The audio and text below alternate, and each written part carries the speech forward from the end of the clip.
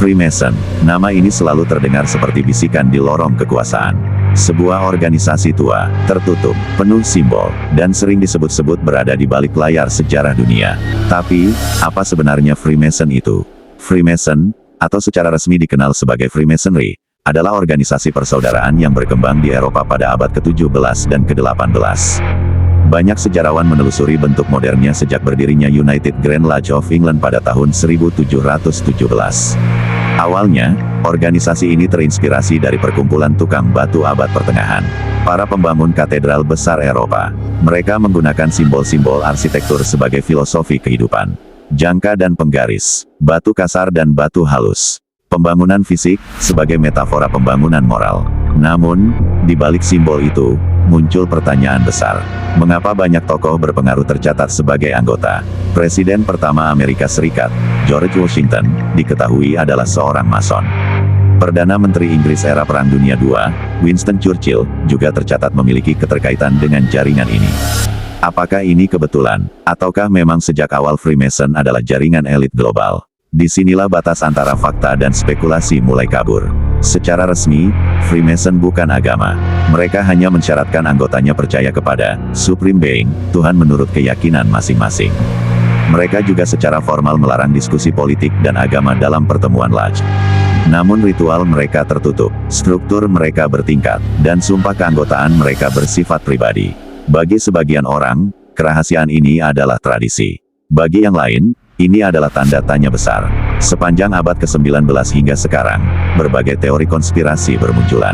Ada yang menuduh mereka mengendalikan pemerintahan global. Ada yang mengaitkan simbol-simbol mereka dengan agenda dunia baru. Bahkan ada yang menghubungkannya dengan simbol mata satu yang sering muncul dalam budaya populer.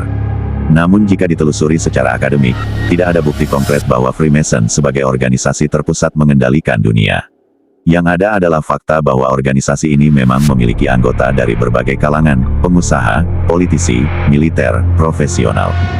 Jaringan sosial yang kuat, ya, pengaruh langsung terhadap arah sejarah dunia secara rahasia. Itu klaim yang belum terbukti. Menariknya, di Indonesia, Freemason pernah aktif pada masa kolonial Belanda. Organisasi ini kemudian dilarang pada era Presiden Soekarno karena dianggap bagian dari pengaruh asing dan jaringan tertutup yang tidak sejalan dengan semangat nasionalisme saat itu. Sejak saat itu, nama Freemason di Indonesia sering dikaitkan dengan misteri, elit, dan teori konspirasi. Tapi mari kita berhenti sejenak. Setiap organisasi tertutup pasti memunculkan rasa penasaran. Dan setiap simbol kuno pasti menimbulkan tafsir.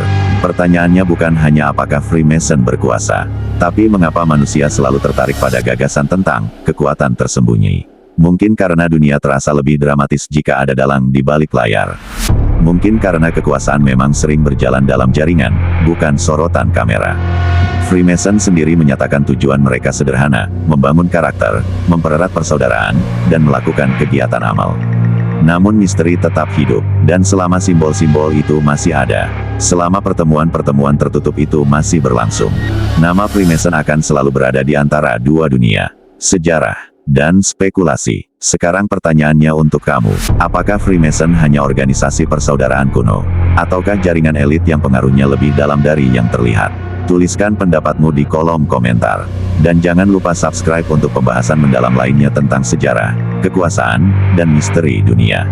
Karena terkadang, yang paling berbahaya bukanlah yang terlihat, tapi yang tersembunyi.